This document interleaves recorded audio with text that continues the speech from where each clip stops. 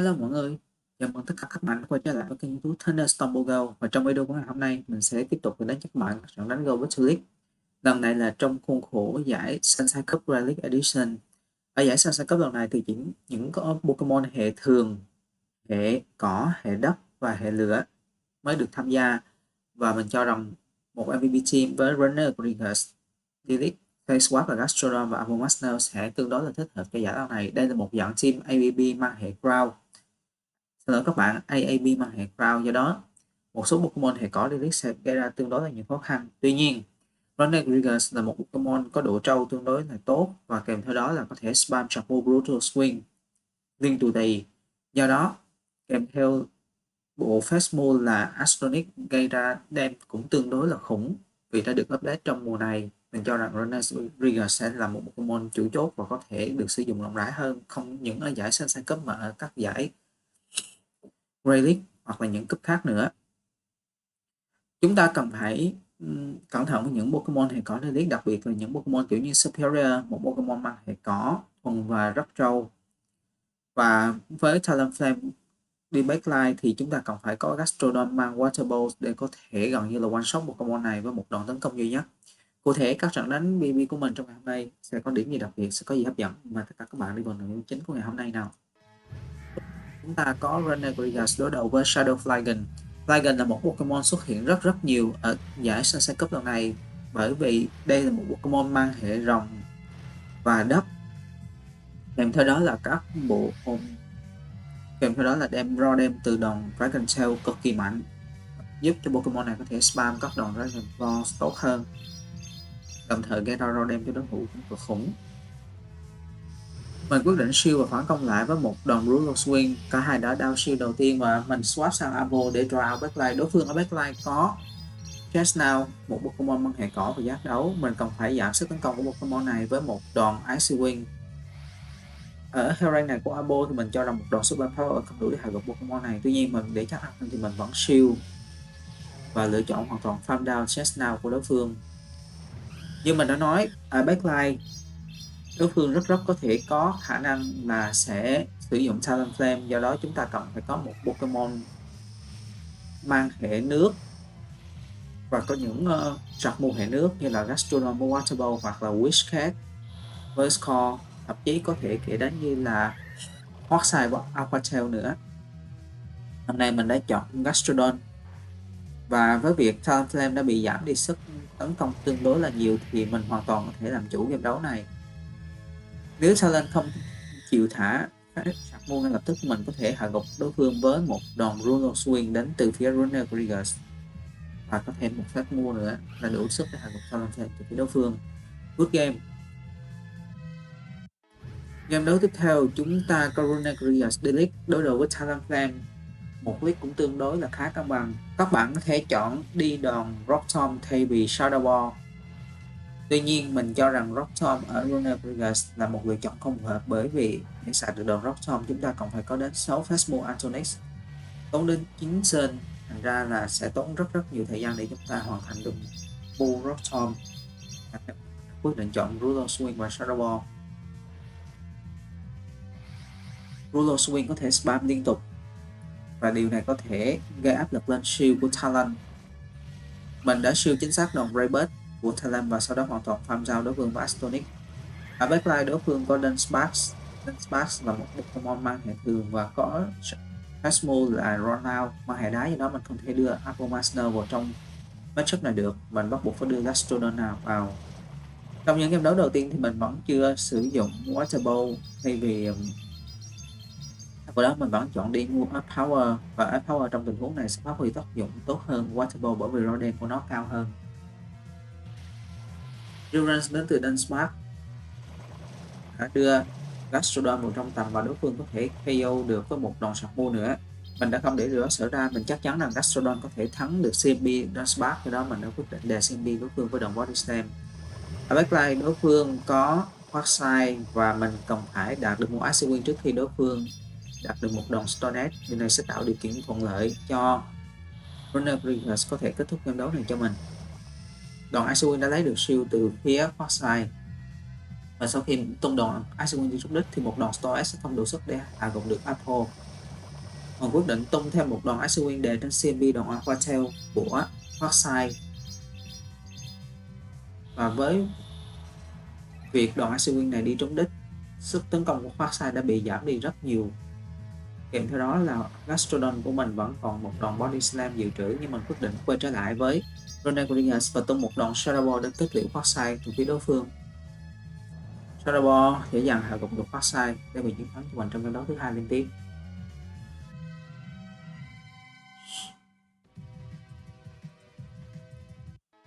Game đấu tiếp theo, một lần nữa chúng ta lại có Talonflame Delete. Talonflame là Pokemon được đánh giá là rank 1 ở trong giải Sunshine Cup lần này. Tuy nhiên, mình cũng phát hiện ra Pokemon này sẽ bị hard counter rất nhiều ở giải Sunshine Cup, với rất nhiều Pokemon kiểu như là Flygon, Farsight, Whiscash, thậm chí là Dunsparce. Pokemon Superior của đối phương sẽ dễ dàng bị hạ gục bởi Abomasnow của mình chỉ với 2 đòn Ice Wing. Và nếu như một trong 2 đòn Ice Wing đi trúng đích thì mình chỉ việc farm down Superior và cố gắng dồn năng lượng lên trên Talonflame để có thể hy vọng giảm được sức tấn công của Pokemon này, hoặc là đối phương thả Charmu. Trong điều kiện này thì đối phương đã quyết định thả Charmu, và đó là đòn Flame Charge đến từ phía Talon. Mình đã quyết định farm thêm một vài đòn nữa chứ không thả Charmu Brutal Swing ngay lập tức. Mình đã siêu đòn Flame Charge, và lần này mình đã quyết định chọn thả đòn Brutal Swing ngay lập tức. Brutal Swing đã lấy được shield đến từ phía Talon. Mình tiếp tục farm thêm một Fastmove nữa và thả đòn Brutal Swing thứ hai. Nếu như đối phương không shield đòn Brutal Swing này thì đây chắc chắn sẽ KO được Talonflame. Và đối phương đã quyết định tung ra Pokemon cuối cùng của họ, và đó chính là Groudon. Có lẽ như đây là Shadow Groudon. Đúng như vậy, một Pokemon rất mỏng cơm ở giải Greenwich, bởi vì CB của Pokemon này dưới 1500. Mình đã hoàn toàn farm ra Pokemon này với các đòn Mudslap. Khi mà Talon quay trở lại thì một đòn Up Power được sức để KO Pokemon này. Good game.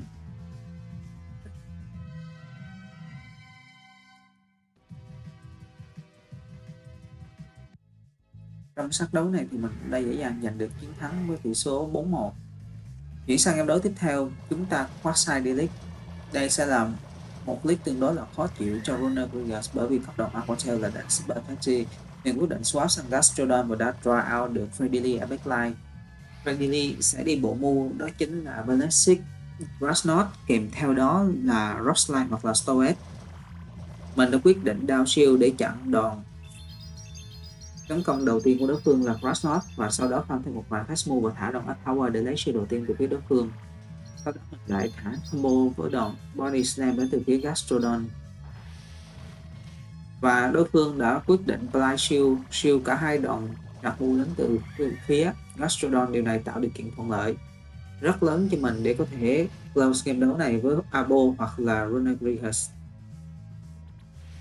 Và Fredily đã Blind Throw với đòn Grassnot. Nếu như đây là đòn Rock Slide thì mình cho rằng Abo sẽ bị KO, do đó mình đã quyết định down shield để bảo vệ cho Abo.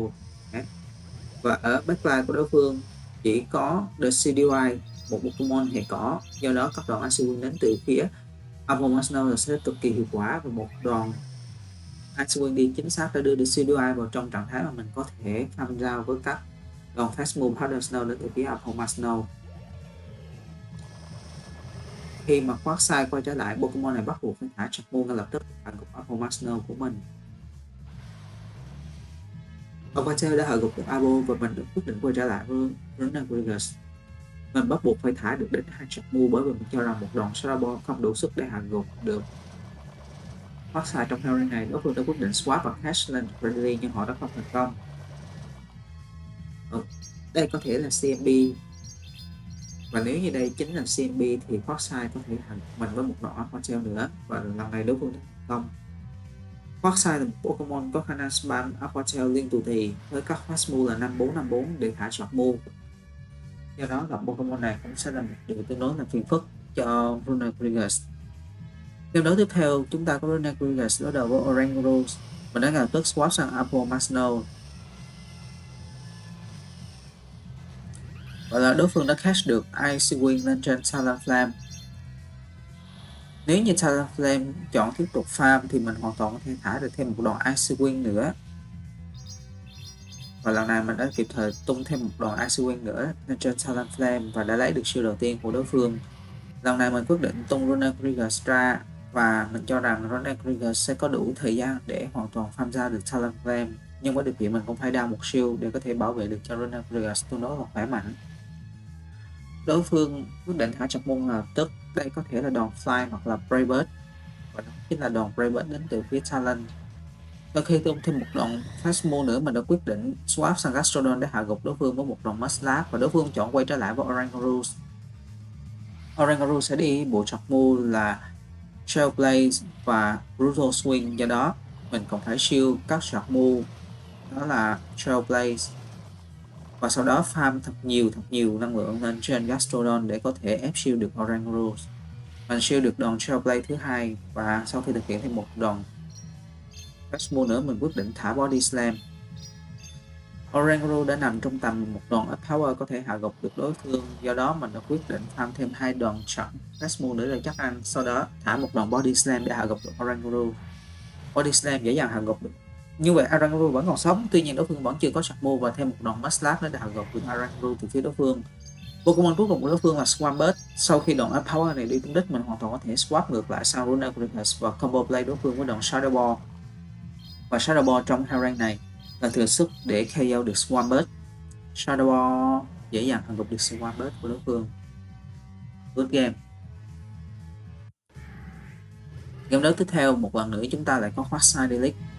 Quagsire là một Pokemon rất khó chịu đối với Runekrieger, như mình đã nói, do đó mình còn phải chuyển sang một Pokemon khác, đó chính là Gastrodon. Và như thường lệ, một lần nữa mình đã draw out được Cradily.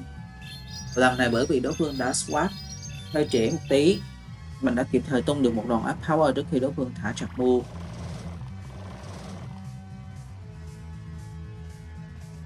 Và lựa chọn của mình trong tình huống này là không shield để bảo toàn được lợi thế về shield, sau đó cho Abomasnow xuất trận. Abo có thể xem được một đòn Shadow Rock Slide, tuy nhiên đối phương lại đi đòn Stone Edge và mình đã có một tình huống siêu chính xác, bởi vì Abo hoàn toàn có thể bị hạ gục.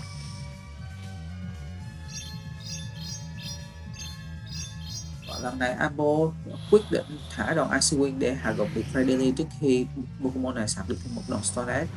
Và backline đối phương lại có một Pokemon mang hệ lửa khác, đó chính là Propeller. Mình đã ngay lập tức swap sang Runekrieger, tuy nhiên mình vẫn chưa đủ nên được một chặt move và mình bắt buộc phải tung các đòn Maximum để có thể giảm được HP của Pokemon Quagsire đến từ phía đối phương. Brutal Swing đi trúng đích, nhưng Quagsire vẫn còn tương đối là khỏe và mình còn phải có thêm một đòn Brutal Swing đi trúng đích nữa để có thể hạ gục được Quagsire.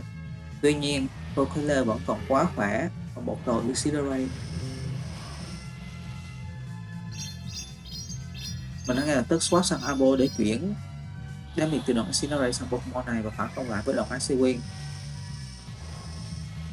Và thêm một đòn Icy Wing nữa đến từ phía Abo, hy vọng rằng nếu như đòn này có thể lấy được một shield từ phía đối phương thì mình có thể thắng được trong trận đấu này. Tuy nhiên đối phương đứng chơi cực kỳ không ngoan, không shield bất kỳ đòn nào đến từ phía Abomasnow.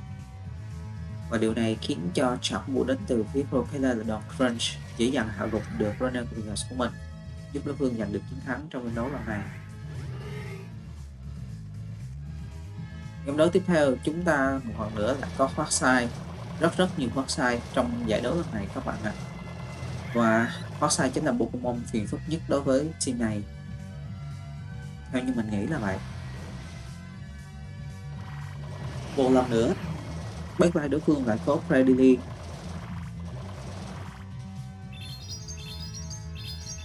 Lần này Gastrodon của mình đã sạc được đòn up power trước khi đối phương thả được một chặt mua, và mình hoàn toàn có thể thoát shield đối phương với đòn Body Slam này, nhưng mình đã lựa chọn để thua switch và cho Abomasnow ra tham giao Cradily đến từ phía đối phương. Cradily nếu như đi đòn Stone Edge thì đây sẽ là một thảm họa, do đó mình đã quyết định shield cho chắc chắn, và đó mình đã shield được đòn Rock Slide. Ở backline một lần nữa đối phương lại có một Pokemon mang hệ lửa, đó là Scaladus.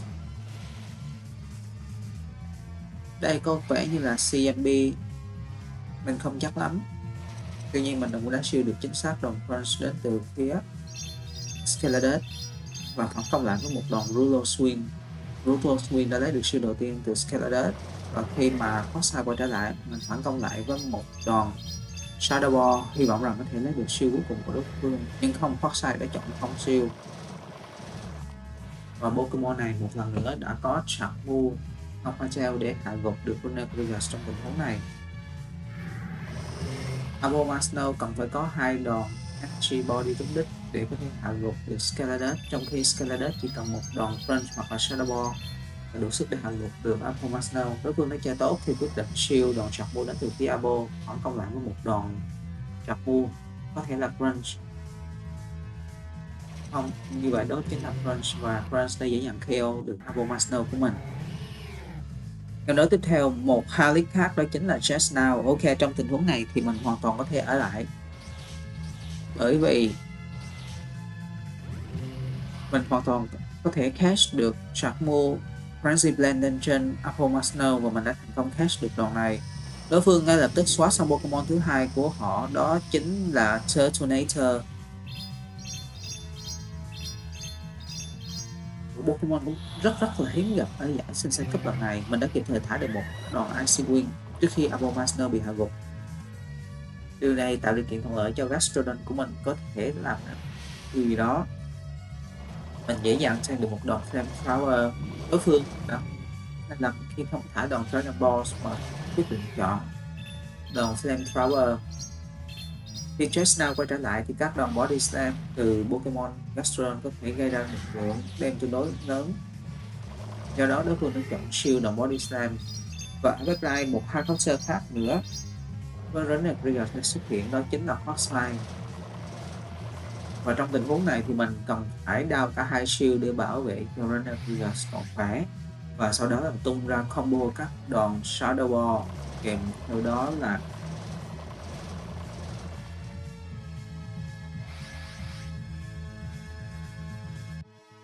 Ruto Swing, hy vọng rằng có thể hạ gục Pokemon.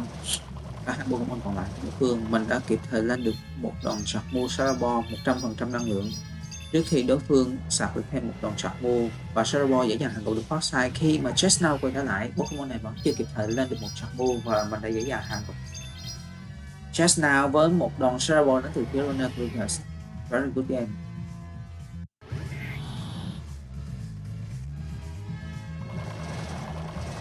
Swampert Delete. Swampert sẽ gây khó khăn rất lớn cho Runerigus và thậm chí còn khó chịu hơn cả Foxai. Do đó mình đã quyết định chuyển sang Pokemon thứ hai là Gastro để đối đầu.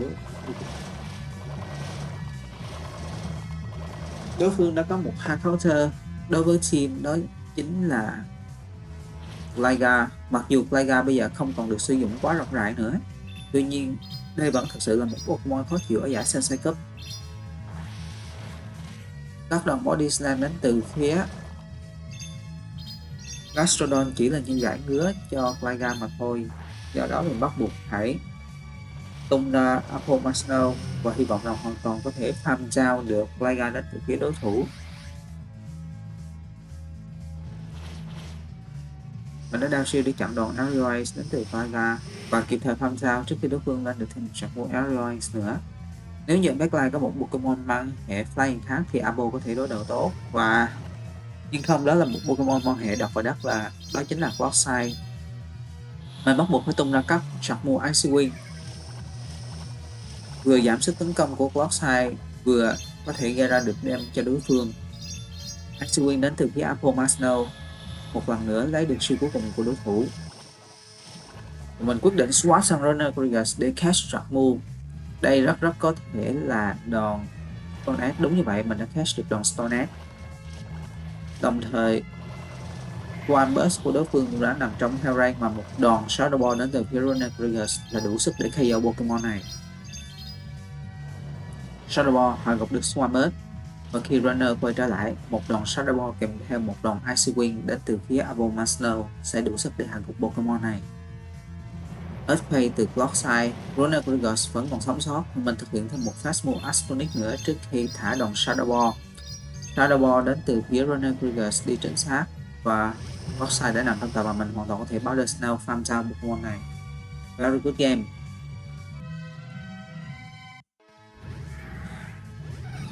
Ở đây có lẽ là game đấu cuối cùng của ngày hôm nay. Chúng ta có Jumpluff D-League.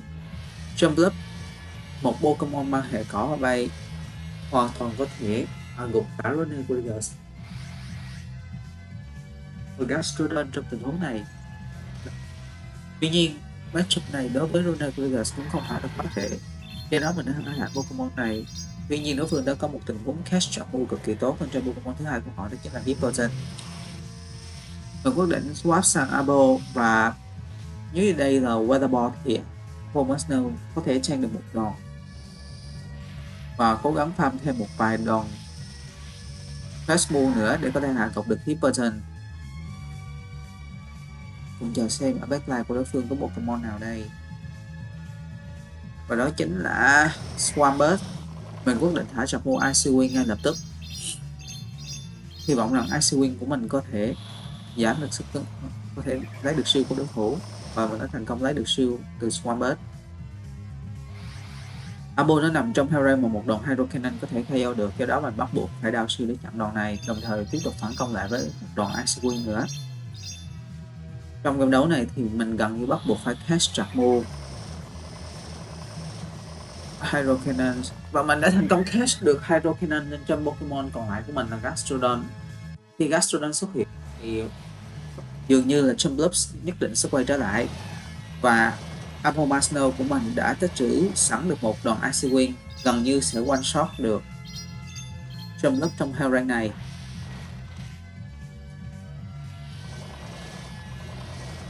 Đối phương chọn farm và giờ đây họ đã có được đến 100% năng lượng. Mình còn phải cẩn thận. Một đòn Energy Ball vẫn không thể KO được Gastrodon, có lẽ như đối phương đã chọn Undercharge và Body Slam để đưa Jumpluff vào trong heo rank, mà Abo của mình với một đòn Icy Wing nữa là đủ sức để KO được Pokemon này từ phía đối thủ. Icy Wing KO được Jumpluff và khi Worm quay trở lại, mình quyết định tung được một đòn Icy Wing nữa trước khi đối phương lên được một sạc vô Hydro Cannon. Điều này tạo điều kiện cho Runner Kriegers của mình có thể close end đấu này.